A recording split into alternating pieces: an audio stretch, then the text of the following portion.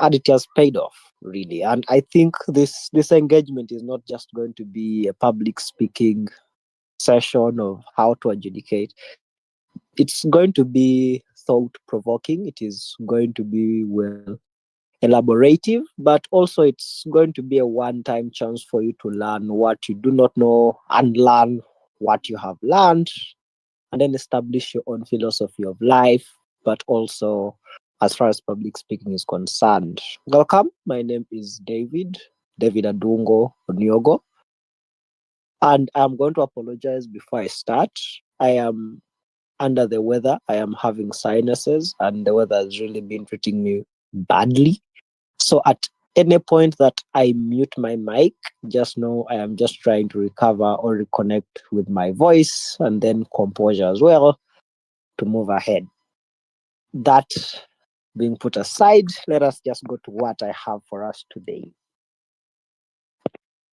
Well, today, my training is going to be focused on four key things. One, I'm just going to have a brief introduction.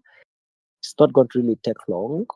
The second, we're going to have judging structure as per the National Public Speaking Champion ballot designed by DIA.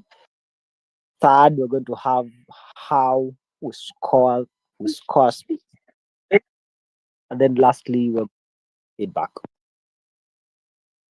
I don't know if I'm still audible.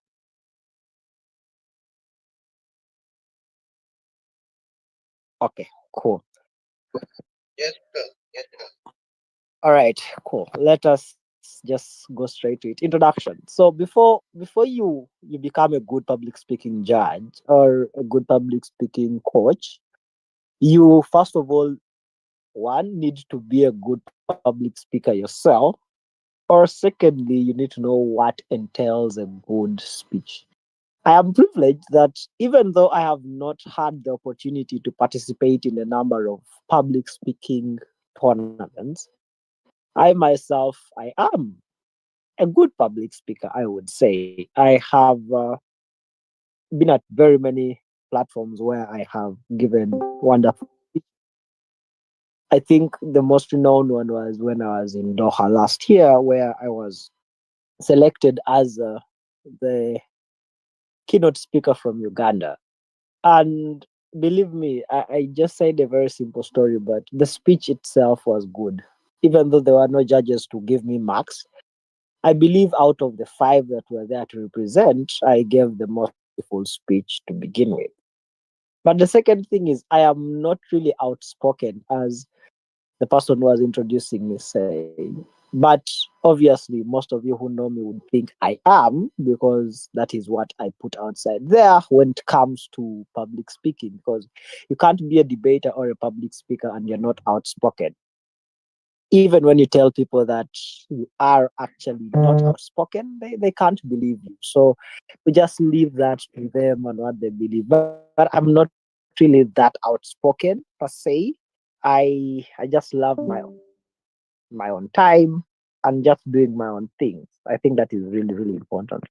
Why is this all important in this session that we're going to have introduction? You realize that every day of your life, you one package your words in a certain way depending on who you are talking to. Basic example: when you are engaging with your siblings, that's if you have, or your friends, there's a way you're going to package your words, or specifically the content that you're going to say to them, that may not be the same way when you are talking to your parents, or talking to your teacher, or talking to someone who is older than you. In my household, or where I grew up from, we were taught from a very young age that when it comes to speaking to people, you have to know who you are talking to. Someone who is older than you deserves the utmost respect, even when they do not respect you.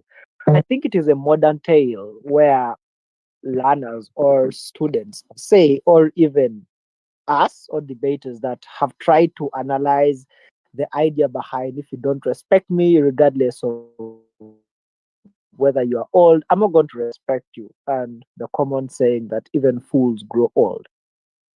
But I grew up knowing that regardless of whether someone is a fool or not, and they are old, you have to respect them. And that should be emulated in your speech or how you're going to say specific things. I grew up not until I was around 20. I couldn't, wouldn't, and wouldn't wish to look at my dad directly in the eyes when I'm talking to him. I couldn't do that. Not because I feared him, but because I was indoctrinated from a very young age that when you're talking to elders, you are not looking at them directly. You are supposed to be facing down as a sign of respect or humility when you are talking to them. It is not until I was 20 years old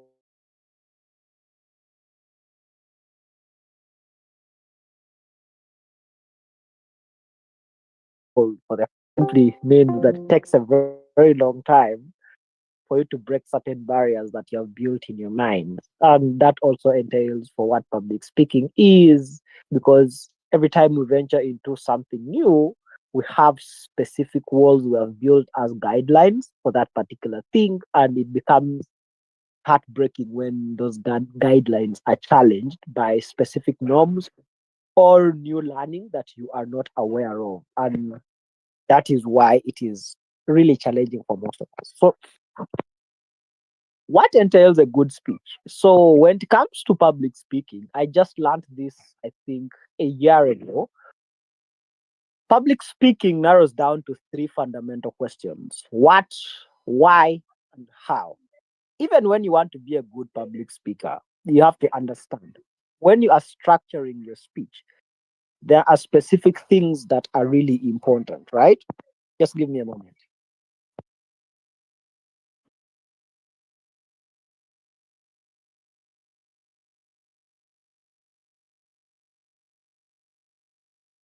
Sorry, I was still saying that it narrows down to three: what, why, and how. That is when it comes to structuring and what a good speech is, right? So, a good speech should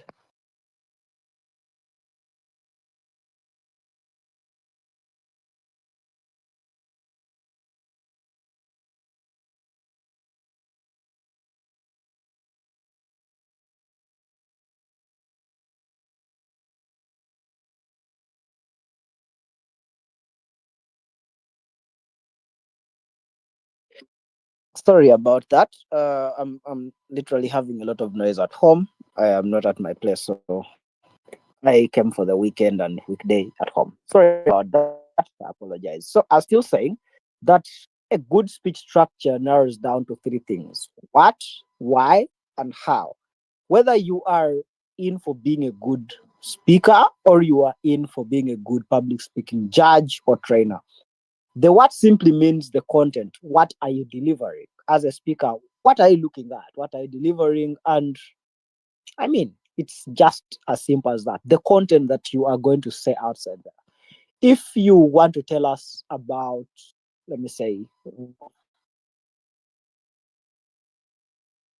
poverty, that is the what. It simply means that the what in and of itself needs to be tailored in a way that one, people are going to easily understand it. Two, it has backing, which we'll talk about statistics. Three, it has specific political linkages. Four, probably it has a story attached to it that paints for us a picture better. Five, it has a specific way that you're going to end the speech and draw your point of view to it and the audience in it. That is the what. The why is the emotions that carry whatsoever you're saying. When you are delivering a speech about poverty, we do not expect you specifically to be as happy as it is. Why? Because you're talking about something that probably claims a lot of lives. You're talking about an injustice. And the emotions that you should carry when you are talking about an injustice should be something that feels real and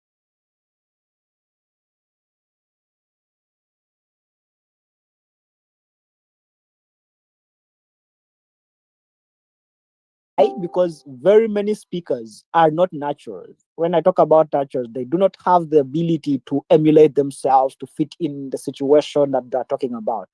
And that is why, if you have attended most public speaking tournaments and there's a judge like myself or someone who is at my level or better than me,